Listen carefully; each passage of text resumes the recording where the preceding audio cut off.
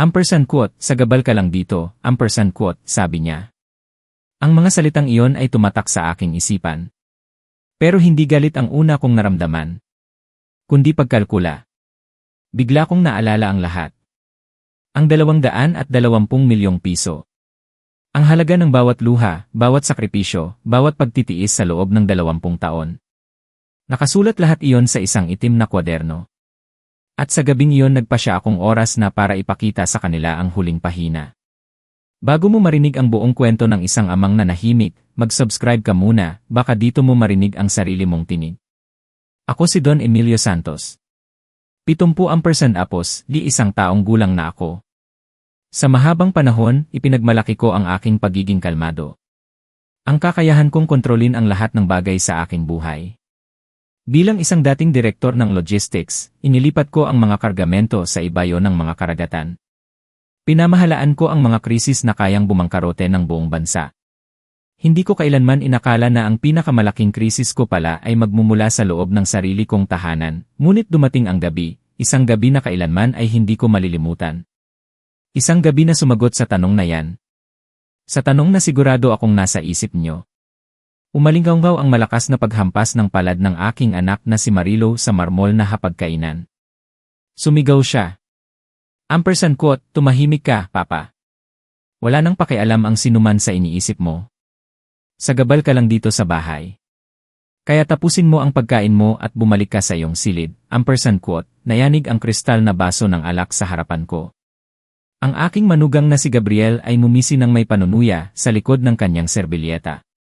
Ang aking 16 na taong gulang na apo, si Joshua, ay hindi man lang tumingala mula sa kanyang iPhone. Ngumisi lang siya habang nagtatext, sa loob ng 70% apos, di isang taon, nabuhay ako sa ilalim ng prinsipyo ng lohika at logistic. Hindi ko kailanman pinayagan ang sinuman na pagsabihan ako. Lalo na sa sarili kong bahay. Hindi ako sumigaw. Hindi ko itinapon ang aking plato. Tiningnan ko lamang si Marilo. Tiningnan ko ang babaeng aking pinalaki. Ang babaeng ang matrikula sa pribadong paaralan ay mas mahal pa sa aking unang bahay. Ang babaeng nakasuot ng kwintas na brilyante na binili ko para sa kanyang ina, tumayo ako. Kumalampag ang mga paa ng silya sa sahig na kahoy. Lumabas ako ng dining room. Hindi na ako bumalik. 5 taon na akong nabubuhay, tila isang anino, isang multo, sa sarili kong mansyon. Ang mansyong ito, na nagkakahalaga ng $1.10 milyon, ay binili ko ng cash 10 taon na ang nakakaraan. Para lang magretiro kami ng komportable ni Sofia, ang aking yumaong asawa. Mayroon itong 6 na silid. Isang swimming pool. Isang 3-car garage. Ngunit hindi na ako natutulog sa master bedroom. 3 taon na ang nakalipas, sinabi ni Marilo na kailangan nila ni Gabriel ng mas malaking espasyo. Ang hilig ko raw ay nakakaistorbo sa kanila. Kahit pa ang kanilang kwarto ay nasa kabilang dulo ng pasilyo. Inilipat nila ang aking mga gamit sa guest room, sa unang palapag, malapit sa kusina. Isang maliit na silid na may isang bintana lamang, na nakaharap sa driveway. Kinuha nila ang master suite. May balkonahe. May jacuzzi. Kinuha nila ang espasyo kung saan huling huminga si Sofia. Pinayagan ko. Sinabi ko sa sarili ko, para sa kapayapaan. Sinabi ko sa sarili ko, nagtutulungan ang pamilya. Naging hangal ako. Patuloy ang hapunan. Nakaupo na si Gabriel, nagsasalin ng alak mula sa isang Cabernet Sauvignon na matagal kong inireserba. Hindi man lang niya tinanong kung gusto ko. Punong-puno ang kanyang baso. Si Joshua naman ay nakakalat sa kanyang silya, may earphones. Ampersand quote, tanggalin mo ampersand apos, yan, Joshua, ampersand quote, singha ni Marilo. Umirap lang si Joshua, inilagay ang earphones sa lig. Ang musika ay naroon pa rin, nakakairita. Narinig kong sinabi ni Gabriel. Ampersand quote, may meeting ako sa venture capitalist sa Lunes. Ang tech incubator idea na ito ay magiging malaki. Unicorn status sa loob ng 3 taon. Don Emilio, dapat mong pag-isipang sumali sa ground floor. Ampersand quote, inhiwa ko ang aking tupa. Masyadong luto. 200,000 ang binayaran ko para sa sobrang lutong tupa. Ampersand quote, sa tingin ko, panatilihin ko na lang ang aking pera sa bonds, Gabriel, ampersand quote, kalmado kong sabi. Ampersand quote, mababa ang aking tolerance sa panganib ngayon, ampersand quote. Ngumisi si Gabriel. Ampersand quote, iyan ang problema sa henerasyon ninyo. Walang pananaw. Gusto lang mag-ipon ng kayamanan. Hindi ninyo naiintindihan kung paano gumagana ang modernong ekonomiya, ampersand quote, dahan-dahan akong umuya. Ampersand quote, naiintindihan ko na hindi mo maaaring gastusin ang pera na wala ka, Gabriel. Naiintindihan ko na ang kita ay dapat lumampas sa gastos. Iyan ay isang walang hanggang prinsipyo, ampersand quote, bumuntong hininga si Marilo. Ampersand quote, tama na, Papa. Huwag mo na siyang pagsabihan. Visionary si Gabriel. Ang buhay mo ay gumugol sa paglilipat lang ng mga kahon. Hindi pareho iyan, ampersand quote, naramdaman ko ang kawalan ng respeto. Nakabitin ito sa hangin tulad ng usok. Ngunit patuloy akong kumain. Pinagtiisan ko ito sa loob ng maraming taon. Sinabi ko sa sarili ko para kay Joshua. Gusto kong maging lolo. Gusto kong maging huwaran ng lalaki sa bata. Ngunit si Joshua ay unti-unting nagiging kamukha ng kanyang ama. Pumasok si Aling Nena, ang aming mayordoma. Pupunuin ang mga baso ng tubig. 15 taon na si Aling Nena sa akin. Siya ang nag-alaga kay Sofia noong may sakit siya. Isang mabuting babae. Habang nagsasalin siya ng tubig sa baso ni Joshua, bahagyang nanginig ang kanyang kamay. Tumalsik ang ilang patak sa mantel. Ampersand quote, mag-ingat ka, gaga, ampersand quote, singha ni Joshua. Ampersand quote, bulag ka ba? Tingnan mo ang ginawa mo, ampersand quote, itinulak niya ang kanyang baso. Tumalsik ang tubig sa apron ni Aling Nena. Nayanig siya. Nagsimula siyang humingi ng paumanhin. Ampersand quote, pasensya na po, Senor. Lilinisin ko po, ampersand quote, hayaan mo na, ampersand quote, sabi ni Joshua. Ampersand quote, umalis ka na lang sa paningin ko. Wala kang silbi, ampersand quote. May isang bagay sa loob ko ang nabasag. Ito ay isang maliit na tunog. Parang isang tuyong sanga na nabali sa isang kagubatan sa taglamig. Ito ang tunog ng aking pasensya na tuluyan ng namatay, binitiwan ko ang aking tinidor. Ampersand quote, huminingi ka ng tawad sa kanya, Joshua, ampersand quote, sabi ko. Mahina ang aking boses. Ngunit umalingangbaw ito sa buong silid, tiningnan ako ni Joshua nang may paghamak. Ampersand quote, ano? Narinig mo ba ako? Bastos ka. Si Aling Nena ay isang tao. Hihingi ka ng tawad sa kanya ngayon din, ampersand quote, ngumisi si Joshua. Isang maikli, malupit na tunog. Ampersand quote, katulong siya, lolo. Iyon ang bayad sa kanya, ang sigawan kapag nagkakamali, ampersand quote, tiningnan niya ang kanyang ina, naghahanap ng suporta. Naglalagok ng alak si Marilo, tila naboboring. Ampersand quote, Papa, hayaan mo na siya, ampersand quote, sabi ni Marilo. Ampersand quote, teenager lang siya, at clumsy naman si Aling Nena. Nasira niya ang mantel, ampersand quote, tiningnan ko ang aking anak. Tiningnan ko ang babaeng kinalong ko ng ipanganak. Ang babaeng inalo ko ng magasgasan ang kanyang tuhod. Ang babaeng ang matrikula ay binayaran ko upang makapagsimula siya ng buhay ng walang utang, ampersand quote, Marilo, ampersand quote, sabi ko, ampersand quote, pinalalaki mo ang isang masamang tao. Kung hindi mo siya itatama ngayon, magiging walang silbi siyang lalaki, tulad ng kanyang ama, ampersand quote. Nanahimik ang silid. Naging ube ang mukha ni Gabriel. Inihampas niya ang kanyang baso ng alak sa mesa. Ampersand quote, hoy, bantayan mo ang iyong bibig, matanda. Nakatira ka sa bahay namin. Dapat kang magpakita ng respeto, ampersand quote, bahay namin. Umalinggaw ang mga salita sa aking tenga. Ampersand quote, ang bahay na ito ay nakapangalan sa akin, Gabriel, ampersand quote, sabi ko. Ampersand quote, binili ko ito. Binayaran ko ang buwis. Binayaran ko ang kuryente na nagpapagana ng iyong mga video game. Binayaran ko ang pagkain sa iyong tiyan. Ikaw ay isang bisita dito. Isang permanenteng, walang utang na loob na bisita, ampersand quote. Doon nangyari. Tumayo si Marilo. Baluktot ang kanyang mukha sa galit. Ampersand quote, tumahimik ka, Papa, ampersand quote, sigaw niya. Ampersand quote, tumahimik ka lang. Sawang-sawa na ako sa pagmamalaki mo. Wala nang pakialam ang sinuman sa iniisip mo. Sagabal ka lang dito sa bahay. Pinananatili ka lang namin dito dahil naawa kami sayo. Ikaw ay isang matandang malungkot at mapait. Kaya tapusin mo ang pagkain mo at bumalik ka. Ampersand quote, saan ka pupunta? Ampersand quote, sigaw ni Marilo sa likod ko. Ampersand quote, huwag kang umalis habang kinakausap kita. Ampersand quote, hindi ko siya pinansin. Naglakad ako sa pasilyo. Dumaan sa guest room. Ang kwarto na dapat ay akin. Hindi ako pumasok. Naglakad ako ng diretsyo sa aking opisina. Isinara ko ang pinto. Kinandado. Pumunta ako sa wall safe, sa likod ng pinta ng barko na dati kong kapitan. Iniikot ko ang dial, 04152. Kaarawan ni Sofia. Nag-click ang mabigat na pintong bakal. Sa loob ay ang aking mga pasaporte. Ang titulo ng bahay.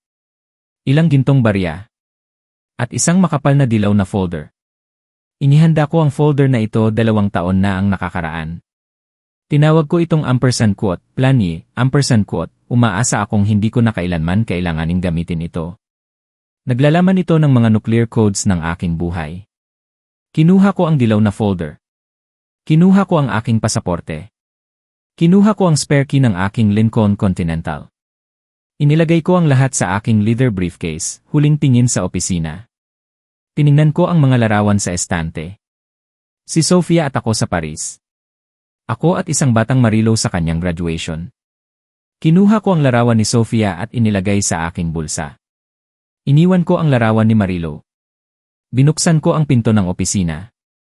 Naglakad ako papunta sa main hall.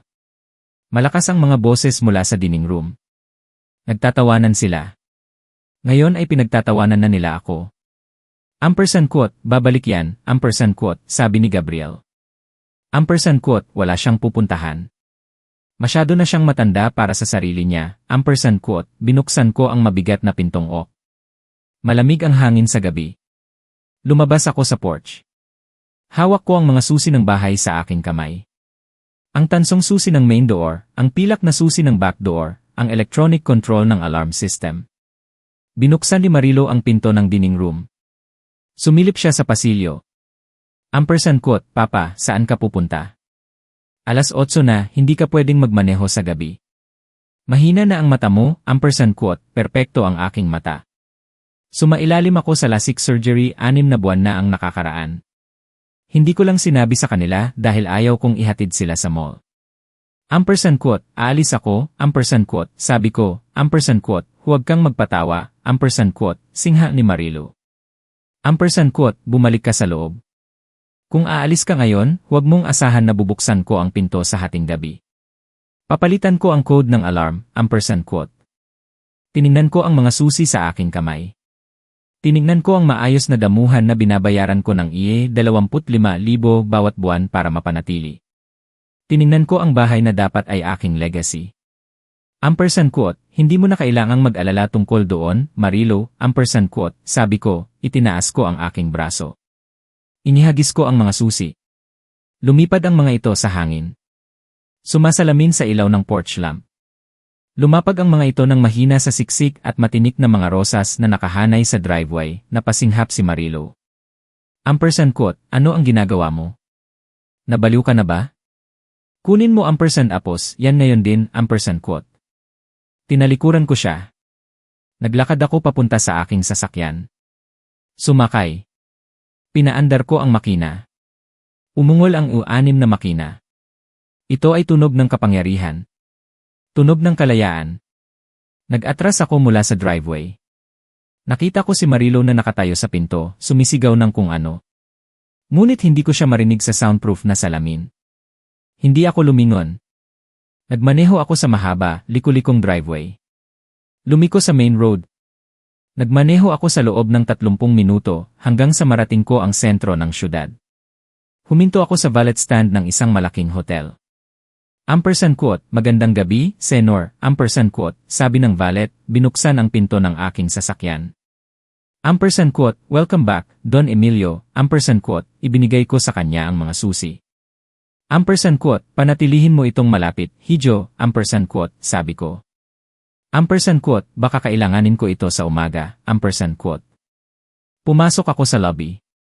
Nagliliwanag ang mga sahig na marmol. Ang hangin ay amoy sariwang liryo. Amoy katahimikan. Sa unang pagkakataon sa 10 taon, hindi ko na kailangang mag-alala na masyadong malakas ang aking paglalakad. O ang pagtaas ng volume ng telebisyon, lumapit ako sa reception counter. Kilala ako ng manager. Dito ako nag-maintain ng corporate membership sa loob ng 20 taon. Isa pang bagay na hindi alam ni Marilo. Don Emilio, anong sorpresa? Sabi ng manager. Hindi po namin kayo inaasahan. Kailangan ko ng suite, Miguel. Sabi ko, sa loob ng hindi tiyak na panahon. At kailangan mong magpadala ng isang bot ng pinakamahusay mong scotch sa kwarto. Opo, senor. Ang dati po, Umakyat ako sa penthouse suite. Umupo sa velvet na sopa. Nagsalin ako ng inumin. Sumimsim. Masarap na ang init nito. Kinuha ko ang aking telepono mula sa bulsa. Mayroon akong 15 missed calls mula kay Marilo. 7 text messages. Nasaan ka? Hindi ito nakakatawa, Papa. Sagutin mo ang telepono. Nag-aasal bata ka. Nag-aalala kami. Tatawag na si Gabriel sa pulis. Sagutin mo ako. Hindi ko sinagot. Binuksan ko ang aking contact list. Hinanap ang pangalang Ricardo Morales. Si Attorney. Cardo ang aking abogado at matalik na kaibigan sa loob ng 40 taon. Siya ang pinakamasamang pating sa legal na tubig ng syudad. Ngunit tapat siya sa akin. Pinindot ko ang call. 2 beses itong tumunog, mababa ang boses ni Atty. Cardo. Alas 9 na ng Biyernes. May namatay ba? Hindi pa, sabi ko. Ngunit patay na ang dating Don Emilio Santos. Anong nangyari, Don Emilio? Lumampas na sila sa linya, Atty. Cardo. Sinabi ni Marilo na tumahimik ako. Sinabi niya na sa gabal ako, may katahimikan sa kabilang linya. Pagkatapos, mahina at mapanganib nang umisi si Atty. Cardo. Kung gayon, oras na ba? Atty. Cardo, sabi ko. Oras na. Buksan mo ang dilaw na folder. Burned Earth Protocol ba ang gusto mo? Tanong ni Atty. Cardo. Tiningnan ko ang bintana. Ang mga ilaw ng syudad sa ibaba ko. Inisip ko ang kawalan ng respeto. Ang pagnanakaw. Ang kalupitan. Inisip ko ang ngising mapanlibak ni Gabriel. Hindi, Atty. Cardo, sabi ko. Ang burned earth ay masyadong mabilis. Gusto ko ang mabagal na pagkaipit. Simulan mo ang unang yugto. Putulin mo ang mga cards. I-freeze mo ang mga account. At tawagan mo ang electric company, gusto mong patayin ko ang ilaw, tanong ni Atty. Cardo.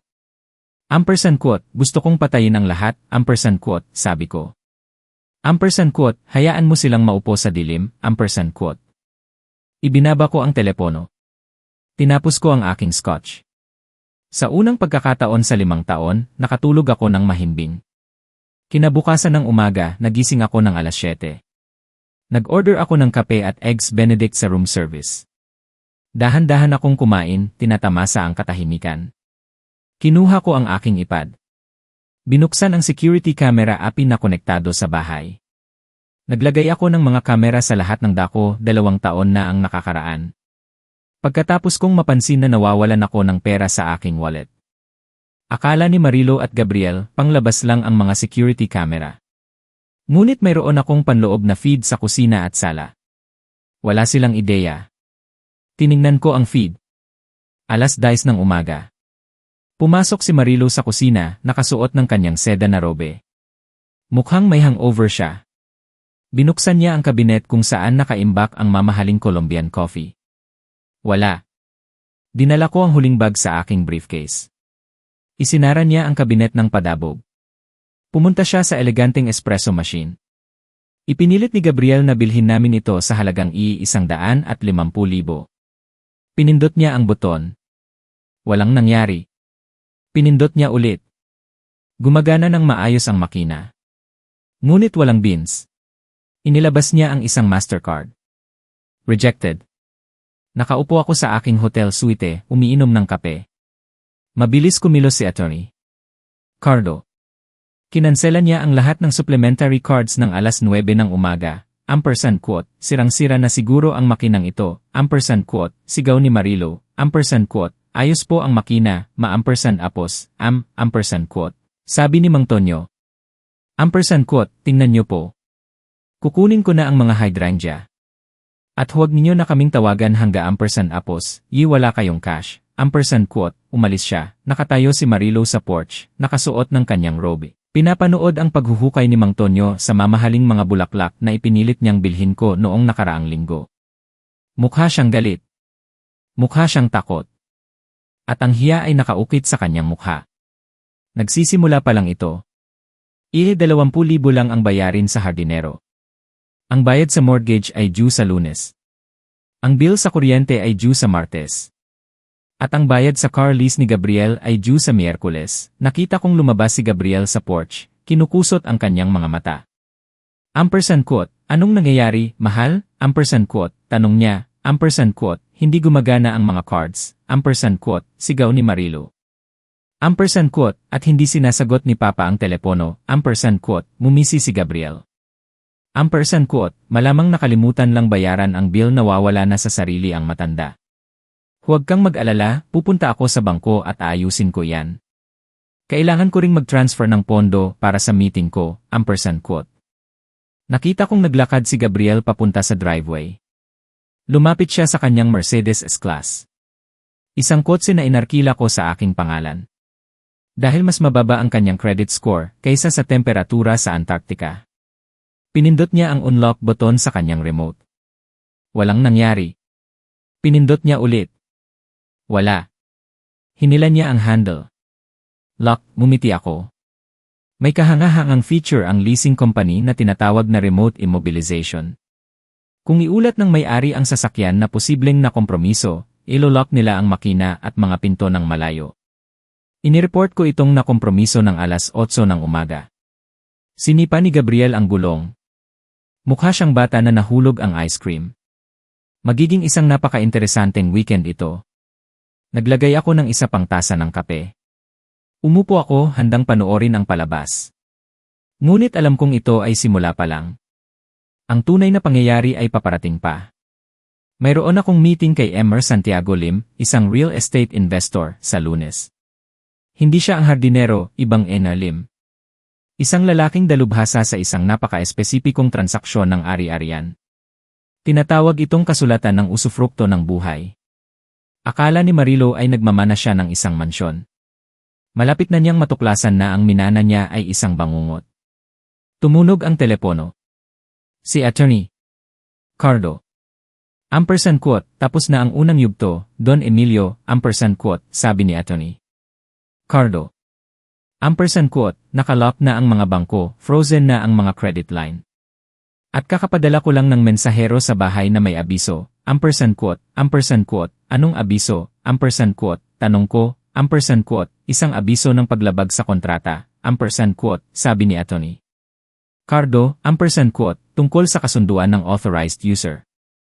Nakasaad doon na ang anumang pagtatangka na i-access ang mga account ngayon ay maituturing na panloloko, ampersand quote, perpekto, ampersand quote, sabi ko, huminto si Attorney Cardo. Ampersand quote, sigurado ka bang gusto mong ituloy ang pagpuputol ng kuryente?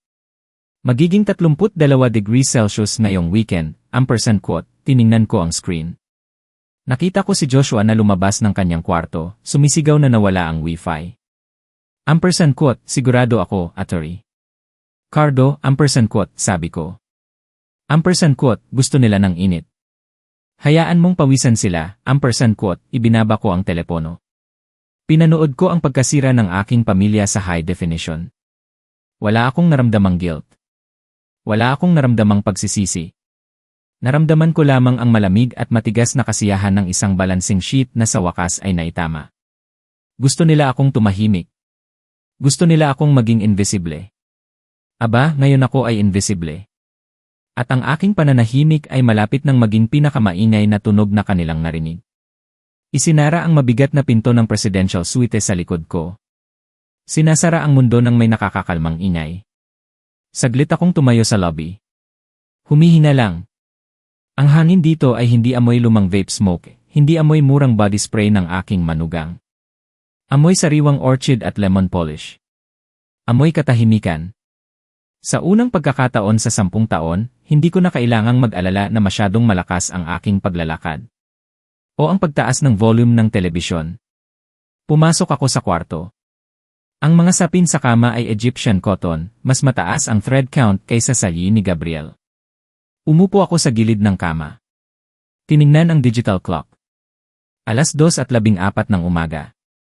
Sa bahay, kung pupunta ako sa kusina sa oras na ito, galit na lalabas si Marilo sa kanyang kwarto, sisigaw tungkol sa kung paano ko sinisira ang kanyang sleep cycle. Pagsasabihan niya ako tungkol sa gastos ng kuryente sa pagbubukas ng pinto ng refrigerator. Tratuhin niya ako bilang isang senile na matanda na gumagala-gala sa mga pasilyo. Kinuha ko ang telepono mula sa bedside table. Pinindot ang baton para sa room service. Agad na sumagot ang isang magandang boses. _ magandang umaga, Don Emilio. Paano po kami makapaglilingkod? _ gusto ko ng Wagyu beef burger, _ sabi ko. _ medium rare na may truffle fries. At magpadala kayo ng isang bote ng 1,995 vintage Cabernet. At isang slice ng cheesecake, _ opo, Senor. Mayroon pa po bang iba, _ wala na, _ sabi ko. Ibinaba ko ang telepono. Mahigit 5,000 hanggang 1,000 ang magiging bill para sa isang midnight snack. Gusto kong magkaroon ng aneurysm si Marilo kung malalaman niya. Nagpatawa ako sa aking sarili. Sa loob ng isang dekada, tinitingnan ko ang bawat sentimo na ginagastos ko sa aking sarili. Nagsusuot ako ng mga kamiseta hanggang sa kumupas ang kwelyo. Nagmamaneho ako ng aking sasakyan hanggang sa umalingaw-ngaw ang makina. Lahat ay para makatipid para sa college fund ng aking apo at sa lifestyle ng aking anak. Tinanggihan ko ang lahat para magkaroon sila ng lahat. At sinabi nila sa akin na tumahimik ako. Sinabi nila sa akin na sagabal ako. Makalipas ang kalahating oras, nakaupo ako sa tabi ng bintana mula sa sahig hanggang kisame, kinakain ang pinakamagandang burger na natikman ko sa buhay ko. Nilagok ko ito ng alak. Mas mahal pa sa lingguhang kontribusyon ni Gabriel sa lipunan. Tiningnan ko ang mga ilaw ng syudad sa ibaba. Sa isang lugar doon, sa madilim na distansya, natutulog ang aking anak sa isang master bedroom na hindi niya binabayaran. Nangangarap ng isang gala na hindi niya kayang bayaran. Akala niya siya ang reyna ng mansyon. Hindi niya alam na ang kastilyo ay nakatayo sa buhangin. At sinipa ko lang ang pundasyon. Pinunasan ko ang aking bibig ng linen napkin. Kinuha ko ang aking cellphone. Dinyal ko si Attorney Cardo. Alam kong gising pa siya. Si Attorney Cardo ay natutulog ng 3 oras bawat gabi. Ginugugol ang natitirang oras sa paghahanap kung paano legal na sirain ang mga taong nakakaistorbo sa kanya, sinagot niya sa unang ring. Status report, Don Emilio, nasa Grand Hotel ako, sabi ko. Nag-order lang ako ng room service. Amoy tagumpay, mabuti, sabi ni Attorney Cardo. Ngayon tungkol sa mga asset, handa na ang papeles para sa pag-freeze. Gusto mo bang bigyan sila ng warning shot? O gusto mong ibagsak ang guillotine, ibaba mo, sabi ko. Gusto ko ang buong pagpapatupad ng unang yugto, naintindihan, sabi ni Attorney Cardo. Naglalog-in na ako sa mga joint account ngayon. Inililipat ko ang liquid cash sa isang trust na nakapangalan lang sa'yo. Kapag nagising sila, magiging 0 oras ang balance ng checking account, gawin mo, sabi ko. At ang mga credit card, tanong ni Attorney Cardo. Mayroon kang 4 na authorized user cards na nakaugnay sa iyong main account. Amex Centurion, kay Marilo, Gabriel, at Joshua, kanselahin mo, sabi ko. Ampersand quote, hindi lang isuspect. Ngayon, ito ay isang gusali lamang na puno ng mga parasito. Pirmahan mo ang mga papeles. Ilipat mo ang titulo. Gusto kong paalisin sila ni M. Santiago Lim bago pa matuyo ang tinta. Ampersand quote. Ampersand quote, ituring na tapos na. Ampersand quote, sabi ni Attorney Cardo. Ampersand quote, subukan mong matulog, Don Emilio. Magiging duguan ang bukas. Ampersand quote, ibinaba ko ang telepono. Tinapos ko ang aking alak. Sa unang pagkakataon sa maraming taon, hindi ako natakot sa umaga. Hindi ako makapaghintay na sumikat ang araw. Hindi ako makapaghintay na magsimula ang palabas. Mataas na ang araw sa syudad. Sumisikat sa mga bintana mula sa sahig hanggang kisam ng aking hotel suite. Ngunit sa screen ng aking iPad, isa lamang itong isa pang madilim na umaga sa bahay na dating aking bilangguan. Umupo ako sa isang malambot na armchair. Nasiyahan sa isang tasa ng sariwang itim na kape. Hindi ko ito inihanda. 10:15 na ng umaga. Sa bahay, ito ang oras kung kailan karaniwan ay humihinga ng malalim ang bahay. Naghihintay sa pagbaba ng reyna, tiningnan ko ang live stream mula sa kamera sa kusina. Ang kwarto ay malinis na malinis. Nilinis ko bago ako umalis. Nagniningning ang granite countertops sa ilalim ng recessed lighting. Ganap na katahimikan. Hanggang sa pumasok si Marilo. Nakasuot siya ng seda na kimono. Nagkakahalaga ng i-30,000. Isang regalo mula sa akin noong nakaraang Pasko. Kung saan siya ay nagreklamo na maling shade raw ng peach. Gulo ang kanyang buhok. Nagkakalat ang kanyang mga paa. Diretso siyang pumunta sa coffee maker sa counter. Sa loob ng 10 taon, ang aking morning routine ay isang military operation. Dinisenyo upang magsilbi sa kanyang kaginhawaan. Gumigising ako ng 5:30. Ginigiling ang beans. Tinitiyak na na-filter ang tubig. Pagkagising ni Marilo ng 10:00, mayroon siyang sariwang kape na handa na. Kasama ang hiniwang prutas at toast. Ngayon, malamig at walang laman ang kaldero. Walang laman ang fruit bowl. Nakita ko siyang huminto. Tinitigan niya ang walang lamang makina. Marahang kumurap, tila nasaksihan ang paglabag sa batas ng pisika. Tumalikod siya. Tiningnan ang pinto ng guest room. Ampersand quote, Papa, ampersand quote, sigaw niya. Garalgal ang kanyang boses mula sa pagtulog. Ampersand quote, Papa, nasaan ang kape? Ampersand quote, walang sagot. Sumimsim ako ng sarili kong kape sa hotel room. Masarap, bumuntong hininga siya. Naglakad papunta sa makina. Binuksan ang walang laman na takip. Binuksan ang lalagyan kung saan nakaimbak ang mga beans. Walang laman. Itinapon ko ang mga ito sa basura bago ako umalis. Marahil ay maliit na bagay. Ngunit epektibo, ihinampas niya ang lalagyan. Matanda, walang silbi, bulong niya. Sinubukan niyang paandarin ang digital interface ng makina.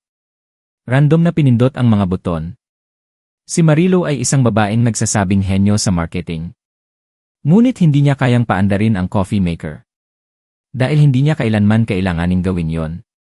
Lumaki siya na may amang nag-aayos ng lahat bago pa ito masira, mas malakas niyang pinindot ang screen. Ang makina ay nagbigay ng error code. Sinipa niya ang kabinet, naramdaman ko ang malamig na kasiyahan. Ito ang unang lamat sa facade.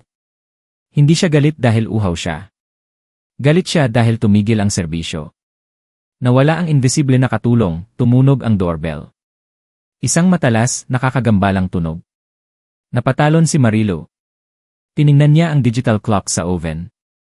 10:20. Inayos niya ang kanyang robe. Naglakad papunta sa front door. Inilipat ko ang camera feed sa porch camera. Nakatayo doon si Mang Tonyo. 5 taon na siyang nag-aalaga ng mga hardin. Isang masipag na lalaki na nagpapatakbo ng cash-only na negosyo. Bawat Sabado ng umaga, ng 10:30, nagbibigay ako sa kanya ng sobre na may i-20,000. Alam ito ni Marilo. O, mas tama, alam niyang magic na maayos ang damuhan. Ngunit hindi niya kailanman pinag-alala ang mekanika ng transaksyon, binuksan niya ang pinto. Hindi siyang umiti. Ampersand quote, ano ang nangyayari? Ampersand quote, tanong niya, inalis ni Mang Tonyo ang kanyang sombrero. Mukha siyang hindi komportable. Ampersand quote, magandang umaga, Don Emilio. Naghihintay lang po ako sa inyong ama. Karaniwan po ay handa na ang sobre, ampersand quote. Ampersand quote, wala rito ang aking ama ngayon, ampersand quote, sabi ni Marilo nang may paghamak.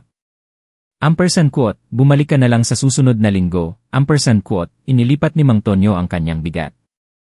Ampersand quote, walang galang po, ma-ampersand apos, hindi ko po magagawa yan. Katatapos lang po namin sa aeration at receiving. Malaking trabaho po iyan.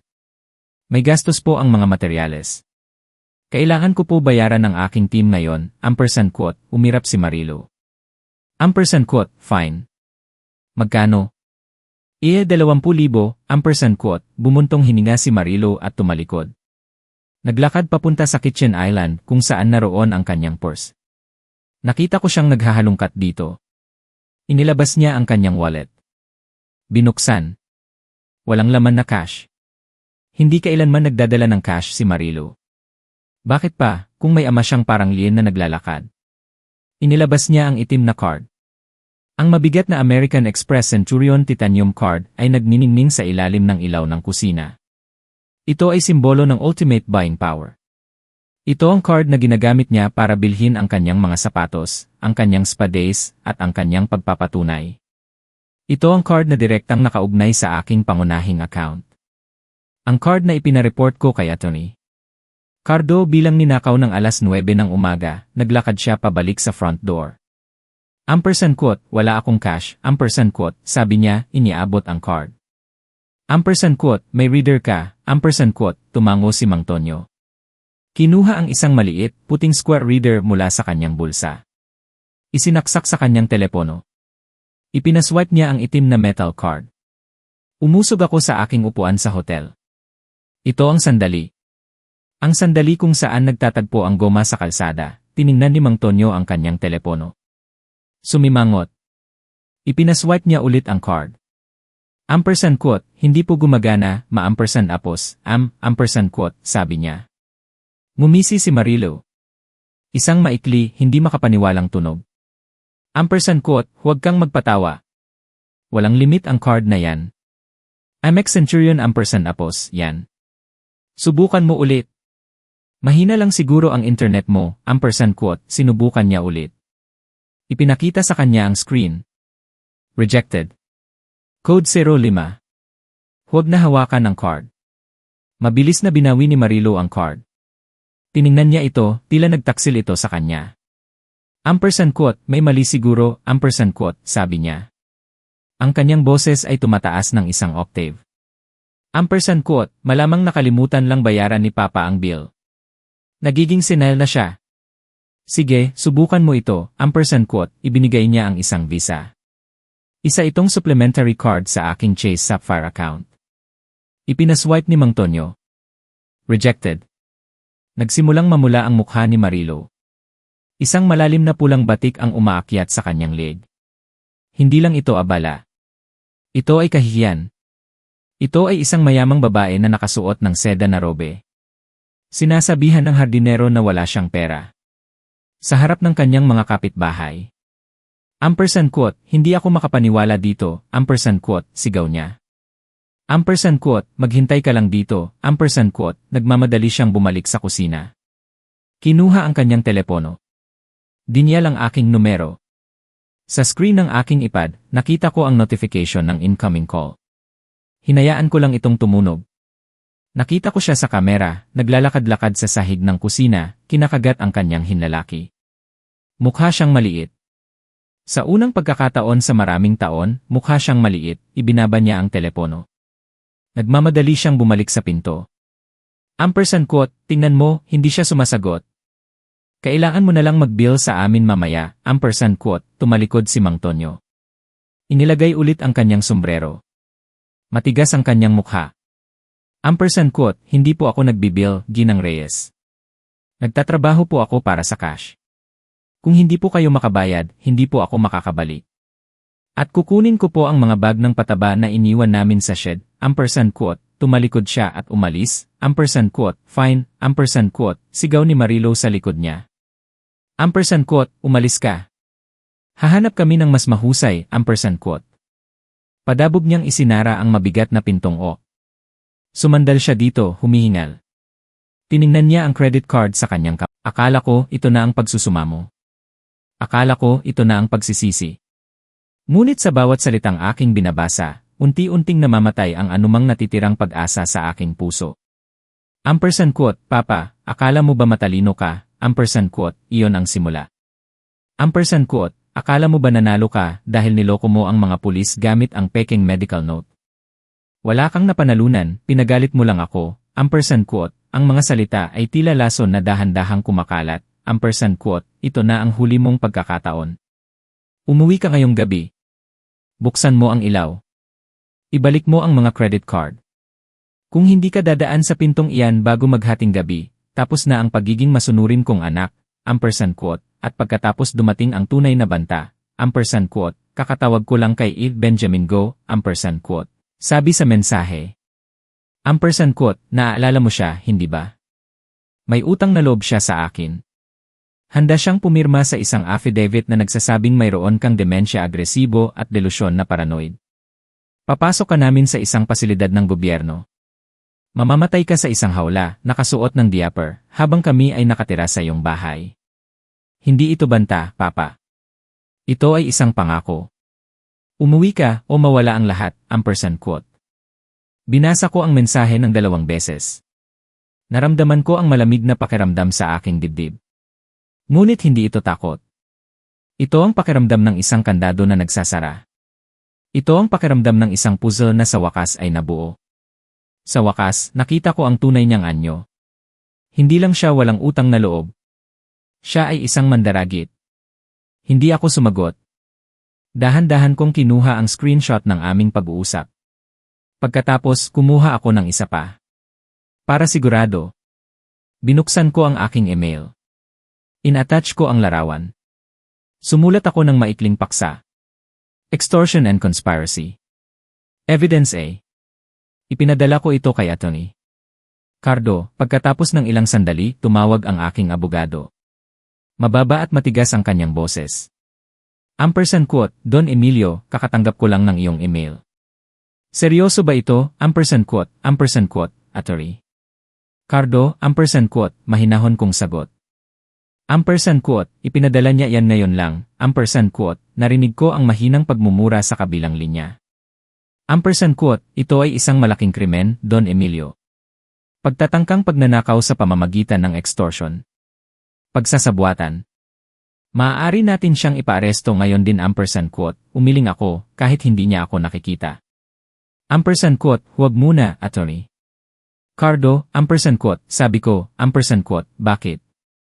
Binalaan kanyang ikulong sa isang hawla, ampersand quote, dahil masyadong mabilis ang pag-aresto, ampersand quote, paliwanag ko.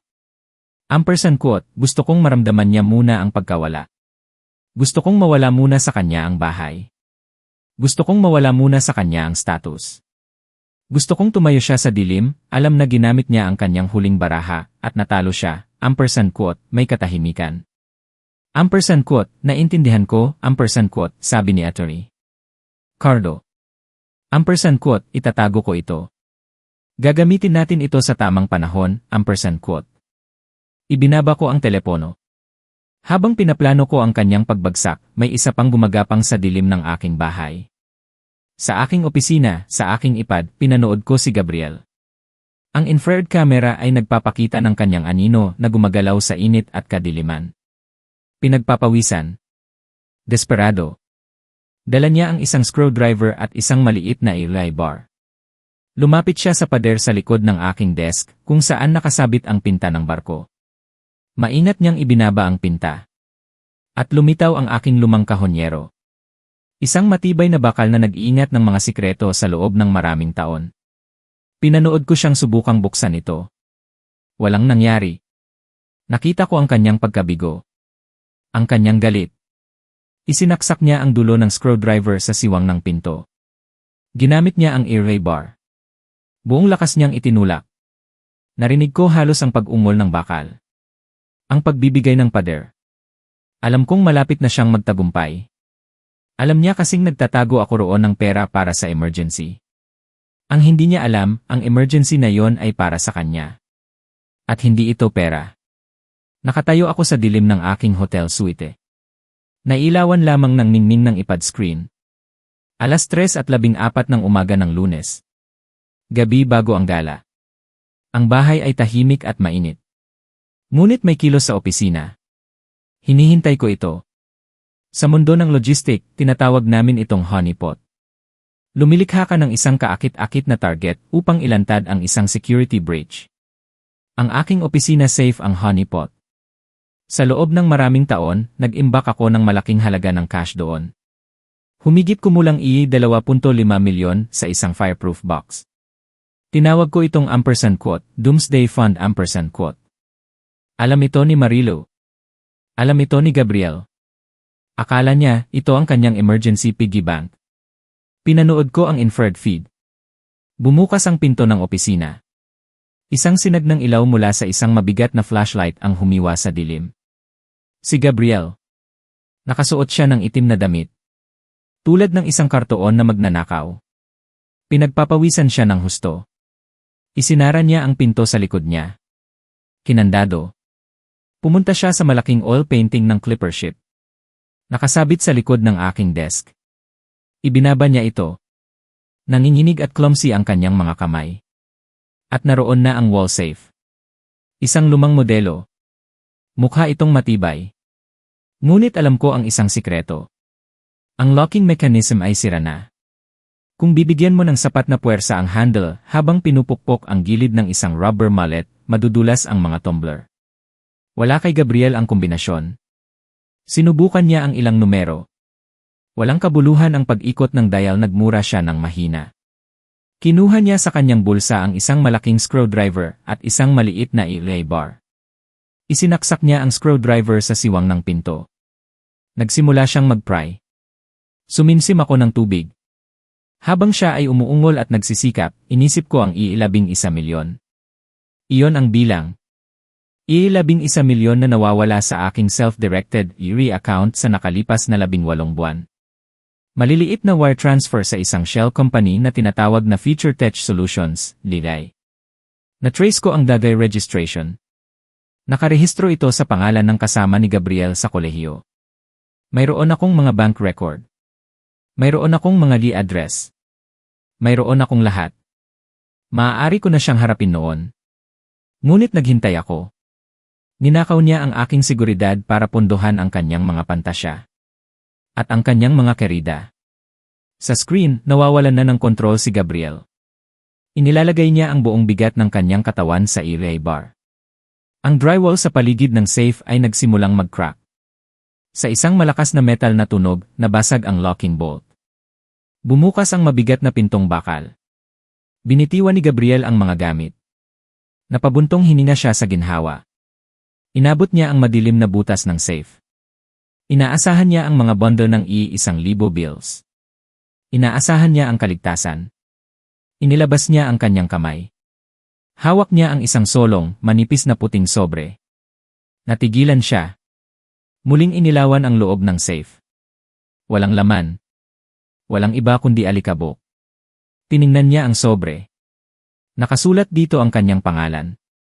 Sa aking sulat kamay. Gabriel. Binuksan niya ito. Inilabas ang solong piraso ng papel. Alam ko kung ano ang nakasulat dito. Dahil isinulat ko ito sa aking lumang makinilya 2 linggo na ang nakakaraan. Alam ko tungkol sa Future Tech Solutions, Liray.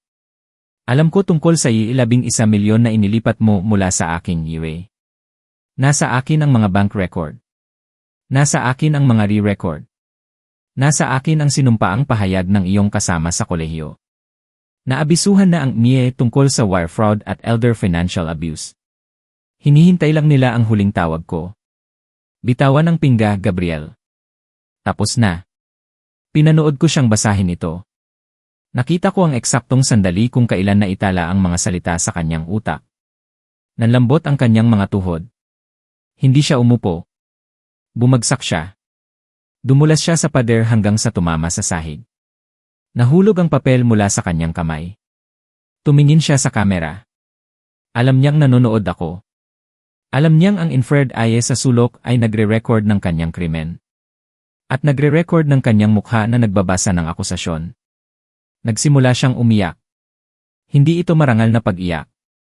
Ito ang gala. Ang kaganapan na dapat maglunsad ng kanyang lifestyle brand. Luxury living.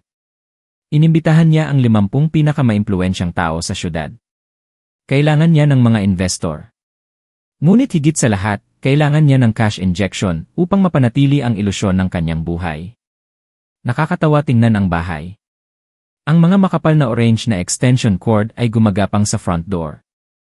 Nagbibigay kuryente sa ilang floor lamp at isang portable sound system. Patay pa rin ang central air conditioning. Ang temperatura sa loob ay 29 degrees Celsius. Pinanood ko ang pagdating ng mga bisita. Ang mga mamahaling sasakyan ay nakahanay sa driveway.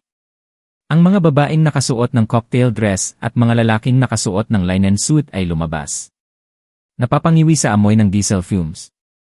Nagpalitan sila ng tingin. Ito ang elitistang grupo na desperadong gustong mapabilang si Marilu. Ito ang mga taong kayang amuyin ang desperasyon. Tulad ng mga pating na umaamoy ng dugo sa tubig. Nakatayo si Marilu sa pinto, binabati sila. Nakasuot siya ng gintong sequin na damit. Ganap na hindi angkop sa init. Ngumingiti siya. Isang malapad, manik na ngiti na hindi umaabot sa kanyang mga mata. Inilipat ko ang kamera sa loob ng sala. Itinulak ang mga muebles. Ang mga waiter na kinuha mula sa isang discount agency ay nag-aalok ng mga appetizer. Ang mga bisita ay nagpapaypay gamit ang cocktail napkins. Nag-zoom in ako sa isang usapan malapit sa fireplace.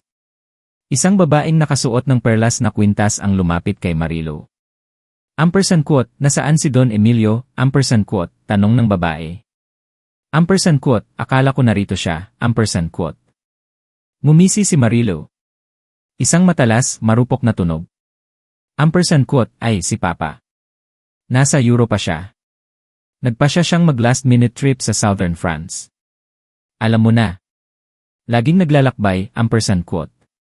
Sumimsim ako ng aking iced tea. Southern France. 3 milya lang ang layo ko. Sa isang hotel room. Pinapanood siyang magsinungaling ng may kadalian ng isang sociopath. Mas gugustuhin niyang gumawa ng isang magandang fiction kaysa aminin na iniwan siya ng kanyang ama. Pagkatapos, lumitaw si Gabriel. Mukha siyang lalaking naglalakad patungo sa bitayan. Nakasuot siya ng tuksedo na medyo malaki na sa kanya ngayon. Ang kanyang mukha ay kulay abo. Ang kanyang mga mata ay naghahanap ng mga banta. Naghahanap siya ng pulis. Naghahanap sa akin. Alam niya ang tungkol sa safe.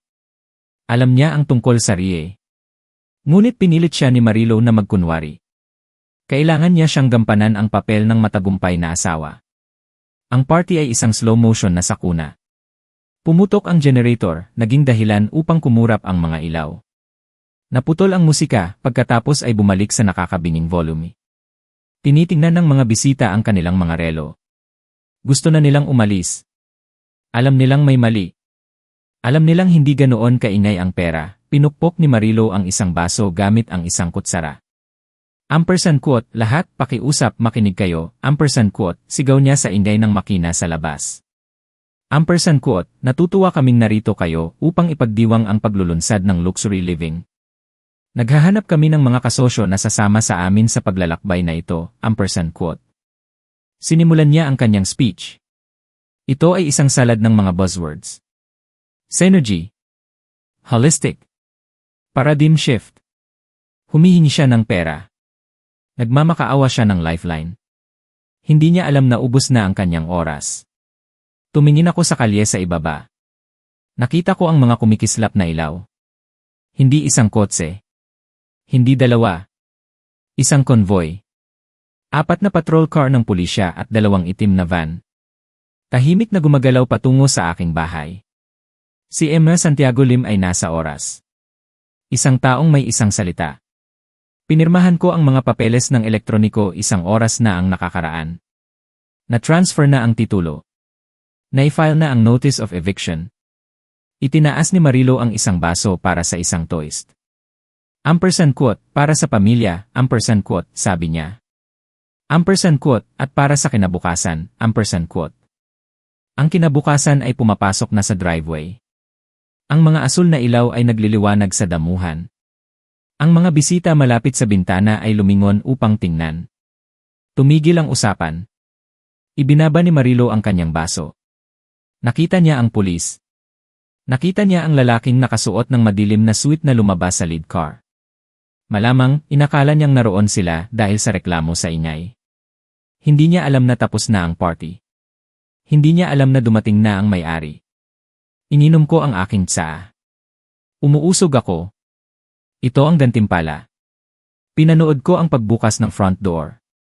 Ang mabigat na pintong oak ay bumagsak sa pader sa loob. Sa isang tunog na humiwa sa ingay ng generator. Ang 50 bisita sa sala ay natigilan. Huminto si Marilo sa gitna ng toast. Nakita niya ang sheriff. Nakita niya ang 2 opisyal sa likod niya. At pagkatapos, nakita niya ang lalaking nakasuot ng charcoal suit. Lumalakad sa linya ng pulisya. Si Kim Santiago Lim. Mukha siyang naboboring. Epektibo. At ganap na walang empasya. May dala siyang itim na leather folio. Sa likod niya, isang team ng 6 na lalaki na nakasuot ng gray na overall. Naghihintay sa porch. Sila ang clean-up crew. Ibinaba ni Marilo ang kanyang baso. Pilit siyang umiti sa kanyang mukha. Isang ngiti ng takot at pagtanggi. Quote, opisyal, quote, sabi niya, matinis ang kanyang boses. Quote, salamat at narito kayo. Ginugulo kami ng mga kapitbahay tungkol sa ingay. Mayroon kaming permit para sa generator, quote. Hindi gumiti ang sheriff. Quote, Ginang Reyes, quote, sabi niya. Quote, hindi kami narito para sa isang reklamo sa ingay. Narito kami upang magsagawa ng paglilipat ng pag-aari at upang tumulong sa isang sibil na pagpapaalis, quote, ngumisi si Marilo. Isang basa, nakakabinging tunog. Quote, pagpapaalis? Kalokohan yan. Ang aking ama ang nagmamay-ari ng bahay na ito. Nasa Europa siya. Nagkamali kayo, quote, umusog si Santiago Lim. Binuksan niya ang folio.